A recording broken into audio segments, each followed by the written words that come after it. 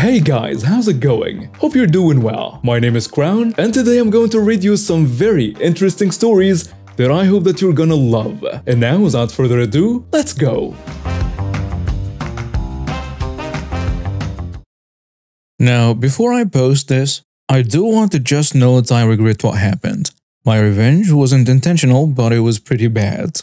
Now, this story begins in year 3. I'm in year 10 now. I was bullied severely from year 3 to halfway through year 6. When I was in year 3, the year 6 kids would gang up on me and beat me senseless. And because there was no proof who did it because security cameras hadn't been installed and parents threatened to sue, no one put a stop to it. When I got into year 4, there was a bully in my class who occasionally called me names, but didn't have a reason to go further. But another, much weaker bully plotted to frame me by putting a letter in his bag from me calling this bully names I hadn't heard of, but he had, and the bully then punched me to the ground every day till the end of the year. Then in year 5, he would knee me in the gut or kick the back of my knees and beat me on the ground. I moved schools because of this to a much rougher school. Now, I'm autistic, and I only found out in year 6, but it meant that I sometimes did stupid things because at the time, I didn't know any better. In year 6, I just tried to make people laugh with said stupid things, but the supposed class clowns, the twins, didn't like that I got people to laugh. And because I had been beaten into submission from such a young age, I was easily manipulated and bullied. They often punched me in the playground, and after school, when I walked to my mom's work, they would jump me in the alleyway. One day, they decided to try and break my bones. Maybe they had something wrong at home, but Twin 1 opted to hold me against the wall of the bathrooms at school, and Twin 2 tried to bash my skull in with a brick. I've talked about this on Ask Credit, but I can't remember what happened to that post. I ended up pushing Twin 1 off me, then I punched Twin 2 in the face, breaking his nose apparently. He staggered back and slipped on some urine. Boys' toilets at school are disgusting, and ended up landing really hard on the step up to the urinal tray thing. I don't remember what it's called. He ended up fracturing his spine and lost his ability to walk. It was horrible, but by then, I had already left. I was bleeding heavily from my head and I ran to get a teacher to call an ambulance. But I was so scared I was swearing like a sailor and she didn't like it. So she started telling me off, pretty stupid, but I left the school grounds.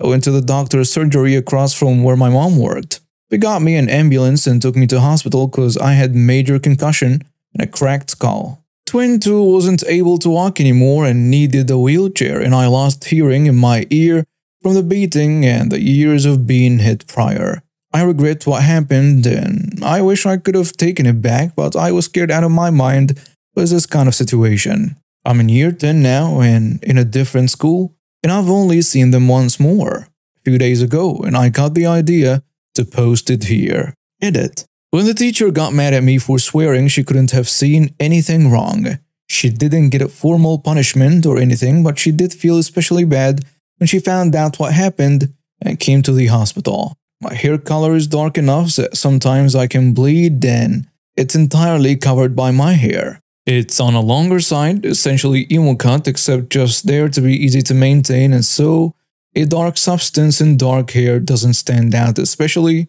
well, when you're suddenly being yelled at by a crying kid in hysterics over something. I do like that teacher, but they are only human. This happened to my dad in the 80s in communist Bulgaria, when the government had issues with the Turkish and changed their names. They didn't let them in a ruling party, didn't let them guard the borders, and didn't let them talk Turkish. There is also that teacher who hated my dad for being Turkish. Oftenly tried to get my dad in trouble, oftenly failed. That teacher also lived far away from that school and the bus didn't go there, so he really needed his car. He was stupid enough to tell the class where he lived. This will be important later. A lot of my dad's classmates hated that teacher, so they gathered to break his lights with a slingshot. My dad was going home and went past them. The teacher saw them and they ran away except my dad, who was far away from them, already going home. On the next day, my dad was expelled for that. My granddad was angry. He had loads of rakia and came up with a plan. He went to his house and saw damn fingerprints on a car. He's not even trying to blame the other kids. The teacher straight away blamed my dad. My granddad, in a fit of anger, made Molotov and burned his car down. The teacher didn't show up in the school again since his car burned and lost his career. The only thing I heard from my dad is that the teacher was working as a trash collector. My granddad even threatened the other teachers' cars to be burned down if they didn't take my dad back for false accusations. They took him back. My granddad was a feared person in that neighborhood. I have other stories to share about him.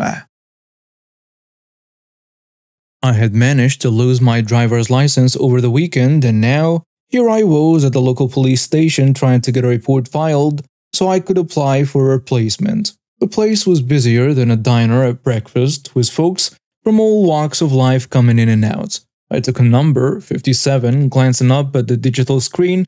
I saw they were only on 45. It was going to be a long wait. Finding a corner seat, I settled down and pulled out my phone to kill some time. But the battery was flirting with a 10% mark. Great, just great.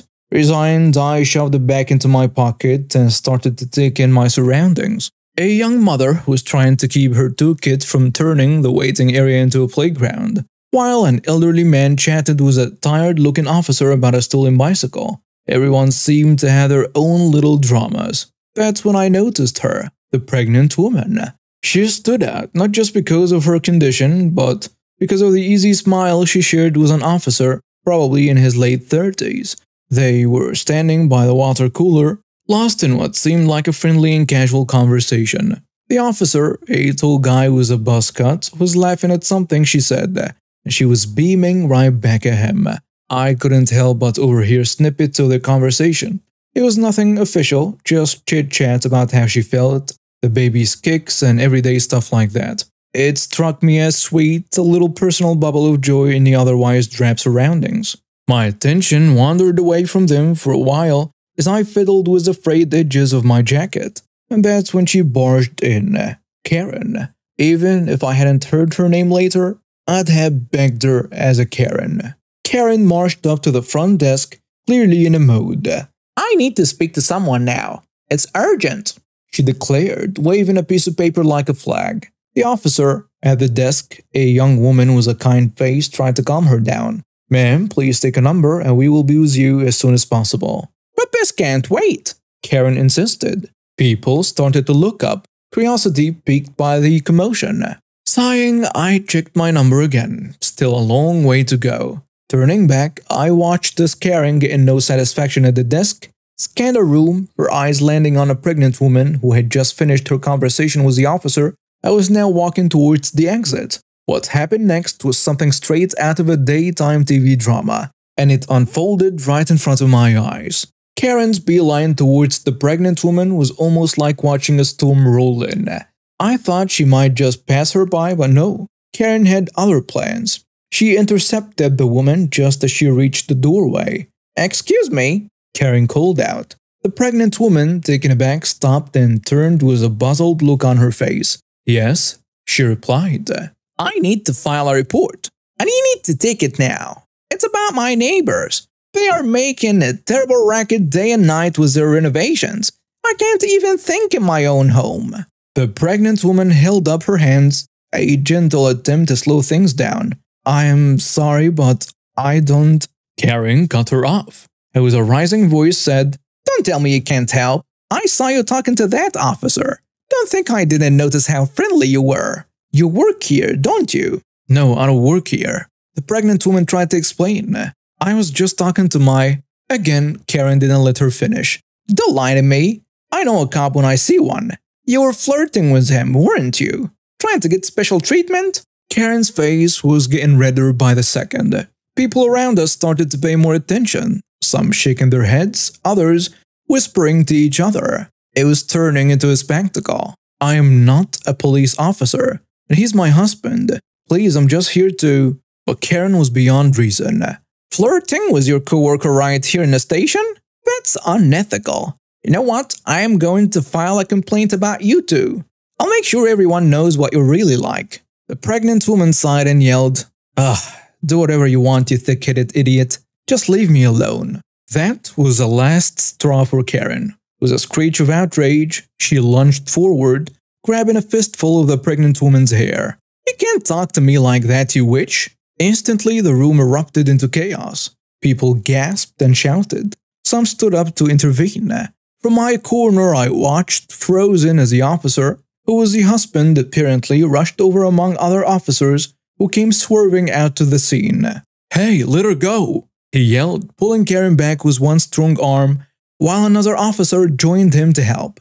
Karen struggled, flailing wildly, but the officers were quick to subdue her. The whole scene was surreal, like something out of a bad dream where you can't quite believe what you're seeing. As they finally pulled Karen away, handcuffing her amidst her continued shouts, the pregnant woman was left shaking, trying to compose herself as her husband and another officer comforted her. At the moment, my lost driver's license seemed trivial in comparison to the nonsense I had just witnessed. The pregnant woman, now seated, cradled her stomach, shocked and in pain. Her husband knelt beside her, speaking to her softly, trying to soothe her. Officers gathered around, offering support and checking if she needed medical attention.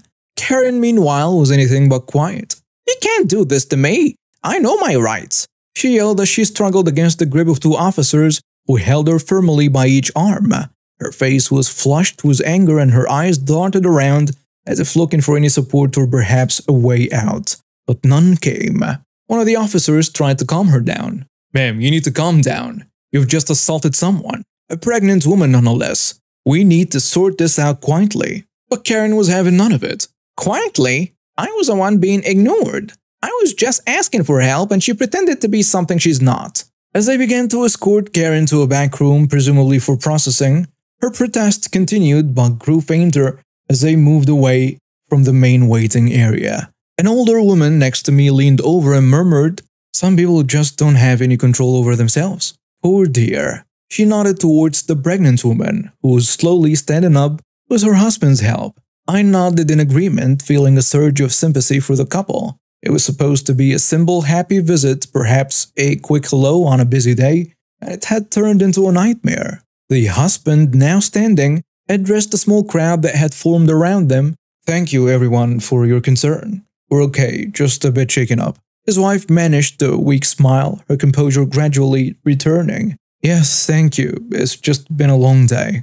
As the crowd dispersed, I noticed the officer who had initially been talking with Karen at the front desk approached the couple. "I'm really sorry about what happened," she said. "We will take care of everything from here." The husband nodded. "I appreciate it, Lisa." I watched as the couple thanked her and then slowly walked towards the exit. The husband armed protectively around his wife. I heard some officers saying he's taken her to the hospital to check up on the baby. As I sat back down, still waiting for my number to be called, the incident replayed in my mind. It was more drama than I'd expected for a simple Monday morning errand, and a story that would no doubt be retold many times. I hope that the woman and her baby were unharmed, that they will go home and find peace and safety away from the chaos of today. And despite not knowing them, I have a sincere wish that their child would arrive in a world that was kinder than what had been displayed today. Context. So years ago, while I was in high school, I lived in a particularly shady part of Los Angeles. When it came to transportation, because my family was poor, I memorized every bus line that could get me home regardless of the hour of the night, which meant I had to trek through some questionable areas, but the most I had on me was insignificant in value. I kept my laptop in my friend's house because of my sisters and had a broken Nintendo DS that was also kept in my friend's house. My friends always told me to appear like I have nothing and hide headphones under my shirt so you couldn't see them well. One night I was traveling to the train station to go to a friend's house to crash and was leaving my mother's house around 10:30 at night. Now, typically when one would see me, you would see as shabbily dressed. I had an oversized hoodie and cargo pants with some New Balances. I legit only owned like 2 pairs of pants, 1 pair of shoes, and 1 t-shirt. The hoodie helped. So yeah, you could only see a shabbily dressed, overweight nerd. The local gang members in the area knew of me. Since the day I bought a large painting from a garage sale for my mom for Mother's Day and had to carry it for a mile from the bus stop, causing them to stop me and ask what the heck a kid was doing at 3 a.m. on a school night walking home. Long conversation short, they told me to stay in school and they would make sure I would be safe as long as I stayed in a square. Now with that in mind, the walk to the train station was pretty straightforward and I never got harassed ever, until I met two dummies. The situation played out like this. I was checking to see if, by some chance, the bus that was scheduled to come at 10:25 was late by looking down the street as I walked along the route it took, since it would cut 30 minutes out of the walk. I wasn't paying attention to the people around me, but my older sister just bought the newest generation of the iPod Touch, so she gave me her old one. Part of the reason I was going to my friend's house was to swap out all the music to stuff I listened to, but it was something to listen to on the walk. So eventually, a few blocks from my house, I get stopped by two guys dressed in dark clothes, asking me for the time. They asked me if I was from the area and I told them I moved out here not too long ago. I went to school a bit away. Nodding to what I was saying, they asked what I was listening to and I told them it was some Sarah Bareilles. From there, the conversation went something like this. That's some soft, weird crap. Dummy one scoffed. She just has some good music, no big deal. No, you shouldn't be listening to that crap. How are you listening to that anyways? On your phone? No, I don't have a phone. My family is poor, I can't really afford one. My friend gave me an MP3 player. By then I noticed Dummy 2 was getting a bit close, so I moved a little bit away. Noticing that, they both came closer. What type of MP3 player? It's some old iPod. That's not something someone poor would have. What else do you have? What's in your backpack? Nothing much, just a change of clothes and a toothbrush. At this point, they grabbed me and forced my backpack from me and took my iPod. I struggled at first, but one of them kept punching me, so I curled up in a ball to avoid getting hurt too much. After one of them kicked me, Dummy 2 forced me to my feet while Dummy 1 looked through my bag, only to find an empty wallet with my school ID and the clothes and the toothbrush like I said. Throwing my stuff on the ground, they looked around before pocketing the iPod. Is this all you got? Yeah. Stupid kid. Giving us all this crap just because you wanted to live it up with some crap you don't deserve? Punching me for one good time, the two were about to leave before an idea popped up in my head. My friend always told me not to take crap sitting down. While I knew I could get badly hurt if I tried to fight them, I remembered the time my friend, a former gang member, told me the right time to play your move. Wait, I have video games. A GameCube and a PS2 and a laptop. What? Just give me back the iPod. I'll trade you. That was a gift from someone important. I just want the iPod back. Seeing how they both looked at me like I was stupid, I began crying. It wasn't hard, I was in pain, and even to this day, I don't like being in pain. And I was begging them. I live right there. I point to a big apartment building. Just come in like 10 minutes so I can sneak it out in my backpack. There is a poorly lit alleyway and everything. Just give me back my iPod, please. At this point, they felt like I was kind of a wuss. So they agreed and told me they would come after showing them the alley. Taking this time, I went into my mom's apartment and called 911 on a flip phone I hid in my shoes. 911, what's your emergency? Can you send an officer to X Street in place X? What's the reason? Ma'am, I just got robbed and I somehow convinced the robbers to come to my house to trade back the items they stole. Sir, I'm going to be honest. This line is for emergencies and prank calling ties up the line that can lead to someone losing their... Ma'am, I'm absolutely serious. I'm 16 and was assaulted by two grown men. Please, I am being absolutely serious here. If I'm lying, I'll pay whatever fine. It's not like you can't figure out who this is. The phone is in my mom's name and I can give you my information and street number. There is already a patrol car in your area. I'll send them right away. Luckily, the dispatcher believed me and 2 to 3 minutes later a patrol car pulled up and the two officers approached me. Explaining the situation 2 to 3 times, the officers look at me like I'm stupid. Look, there is no plausible reason you should be wasting our time. One of the cops told me, no one in their right mind will come to their victim's house after committing a crime. The other cop said this as well. Kid, where the heck are you? You want your iPod back or what? Dummy 1 started shouting. Hearing him, the cops became serious and beckoned me to call after them, putting a hand to their guns. I have the stuff. Just promise me you will give me back that iPod. Yeah, whatever, kid. Just hurry the heck up, we don't have all night. One of the cops starts shouting, put your hands in the air and stay where you are. Guns drawn, the cops round the corner and shine a flashlight on the two dummies who froze as the cops quickly apprehended them and cuffed them. Turns out the two had knives on them and some other stuff from someone they robbed earlier. Pressing charges, the two got arrested and I didn't get my iPod back until like the next day or two cause they took it in for evidence. Months later, after I forgot about the incident, I got a letter notifying me of the court date since I pressed charges. I went with my friend, since he was more like a legal guardian to me anyways, and gave my statement. And the two got convicted of assault and robbery charges and got 4 to 5 years. Sit back, relax, and get ready for the ending because it's a revenge served cold and stormy. The events in the story happened in 2006 at a youth shelter I lived at. Here's the story. Note, the names used in the story are not the real names of the people involved. I used to have issues with some guy who I'm going to call Nick. Nick was an utter weirdo who would do whatever he could to get a negative response out of me no matter what it was. On one particular occasion, the idiot threw some stink bombs in my bedroom and they went off. The stink bombs didn't bother me in the slightest, as I have no sense of smell. I was more curious about the packaging. If it's anything else like before, I would just throw them away like it was regular trash. I decided to pull a prank to get him back, but knew it required assistance and perfect timing for it to be pulled off. The perfect storm. I woke up early one Saturday morning because I could hear the rain hammering down on the roof and on my windows. I really like storms because of the heavy rainfall, the crash of the thunder, and the lightning zipping across the sky. I had noticed Kylie, a friendly staff member, Corey, and Daryl, two cool guys who disliked Nick as well, talking to each other in the living room as they were watching the news. I asked Kylie if Nick was up yet, and she said, "I'm going to wake him up after I've finished with my coffee." I asked Corey, Daryl, and Kylie if they would be willing to assist me in pulling a prank on Nick, and they all said, "Yeah, sure. What do you need us to do?" I was ecstatic that this was my chance to get payback. The pranking begins.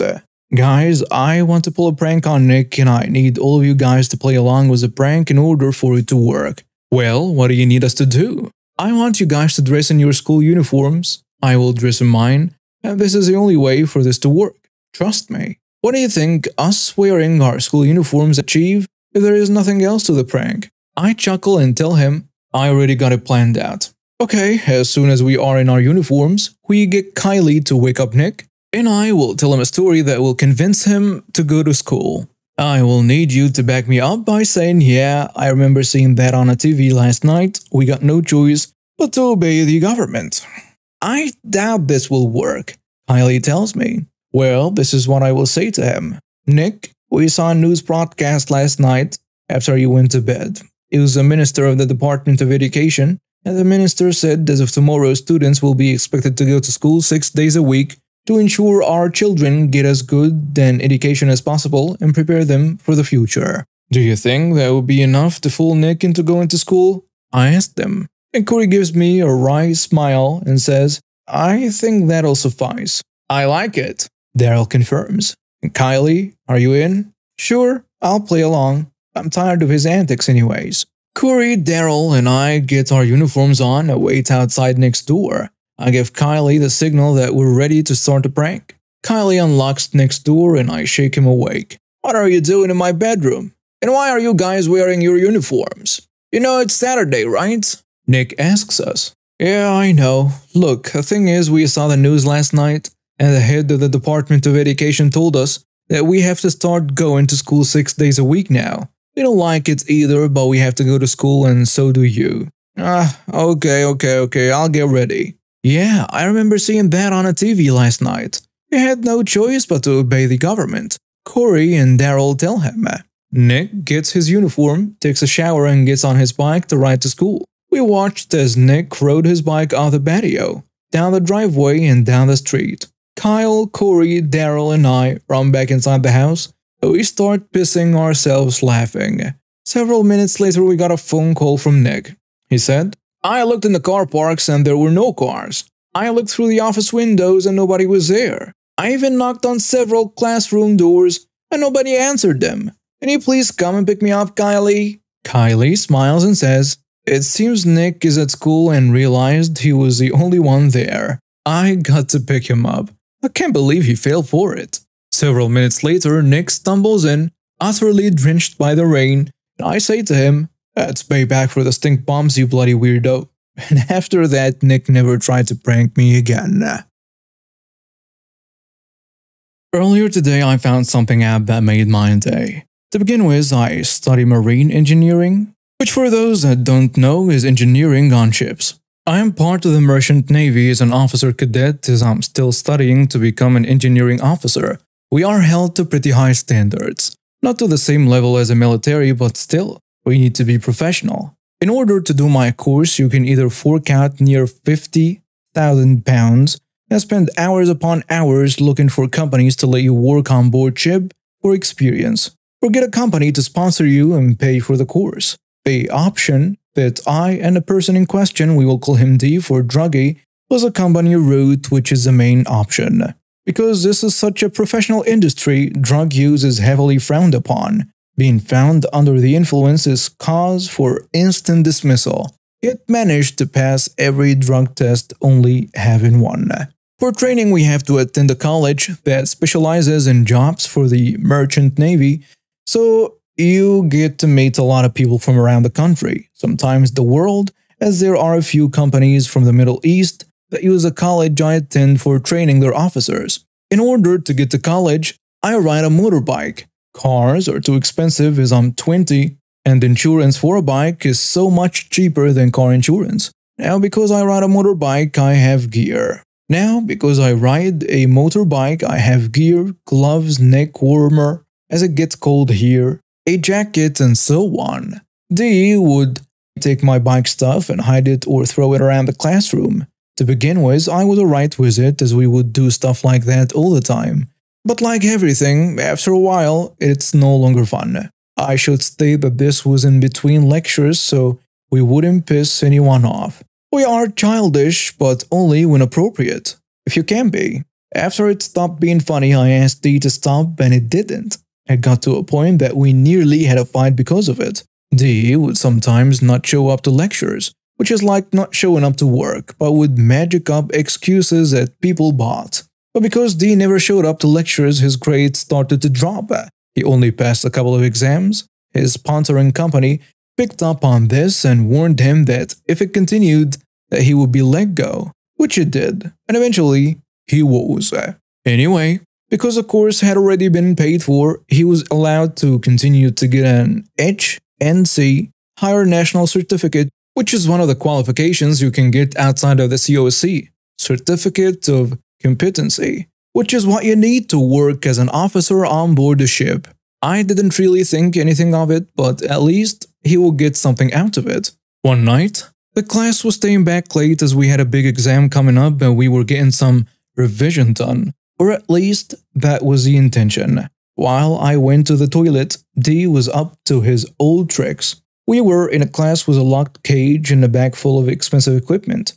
D thought it would be a good idea to throw one of the gloves in there. When I got back, I spent the best part of 30 minutes looking for my stuff. I eventually found it all but couldn't get the glove in the cage. My arms weren't long enough. Luckily enough, another class member, who I am close to, reached in and got it for me. After this, he kept grabbing my stuff. I got more and more annoyed and said something that I agreed was out of line, but I was pissed. I said, "I understand why your dad beat you as a kid." Word for word, as this was a few weeks ago and my memory isn't the best, I found out that he was beaten as a child, which I can sort of sympathize with, as I was as a baby. Fortunately, I can't remember it. I do also have friends who were and sadly do remember but have grown from it, which he hadn't in my opinion. I said, "I understand why your dad beat you as a kid." Well, it wasn't word for word, as this was a few weeks ago and my memory isn't the best. I found out that he was beaten as a child, which I can sort of sympathize with, as I was as a baby. Fortunately, I can't remember it. I do also have friends who were, and sadly do remember, but have grown from it, which he hadn't in my opinion. He was red in the face and stormed over to me and put me in a headlock trying to choke me out. I didn't retaliate, as I will admit he was stronger than me, so I waited until he let go, and he did, then proceeded to storm out the room to calm down. He then comes back and sits down. The atmosphere in the class is intense. D then proceeds to put into our group chat, which we use to inform each other of any work that was missed, new lessons that were put on last minute, or just have a chat on weekends on PC Seat. At first, I think nothing of it and continue with my work until my classmate responds with, "You didn't." This is when I think he went outside, my motorbike is outside. In a fit of rage, I raced over to my bike and found it had been moved, which pissed me off, but not as much as if he had pissed on it. So I head back to the class annoyed, but I sit down and continue. After about an hour, I started to put stuff in my bag and noticed that straps had been padlocked together. I knew D did it, but he protested his innocence. I knew he had done it, but thought screw it. I'm tired, I'll deal with the lock later. The padlock hadn't rendered the bag useless, but made it so awkward to use. As everyone is leaving, someone takes D's phone. I don't know who. I am the last to leave as I have all my bike gear. They will either drive cars or walk. As I'm leaving, my friend hands me D's phone. D saw my friend with his phone but didn't see him give it to me. D asks for his phone, but as I'm annoyed, I pretend to not know anything. After about 5 minutes of arguing my ignorance, D throws a key to the padlock on my bag, walks over to my friend. I'm on my bike now getting my gear on with D's phone in my hand, getting ready to drop it at his feet and right away. But as I get on my bike, he storms over really aggressively and says that my friend said he gave it to me. I show him it. He's a good 5 meters away, and throw it into the bushes next to the bike, parking and ride off. As I'm pulling away, D kicks me. Now I have a pretty fast bike, so I ride home quickly as I have a feeling something is going to happen. I get home, put the bike in the garage and head inside. 5 minutes later, D pulls up. I notice, so I head outside and he's wanting to fight. I'm not a violent person but will defend myself if needed. I say get lost. I'm not having a fight and lock the door. He stood there for a good few minutes before he gave up. The next day I head into college and as I'm annoyed and fearful that D will do something to my bike, I tell the college. I recite the story and they are shocked. They wanted us both to be there so they could hear both sides, but only I showed up. After about a week, D shows up. The college wants to talk to him, so they do. Apparently, what was said to him was that they have said to him that as he's looking for a job or something to do, if he applies to the parent college of the one I attend, he will not get a place due to his actions. And that as he will have to put them down as a reference on his CV, they will inform anyone he applies to for a job or course the same thing will occur. In short, because I informed the college, I have made it near impossible for D to get a job. I would like to point out that I did not say that I wanted any further actions taken, and everything after myself informing the college of what happened was out of my control.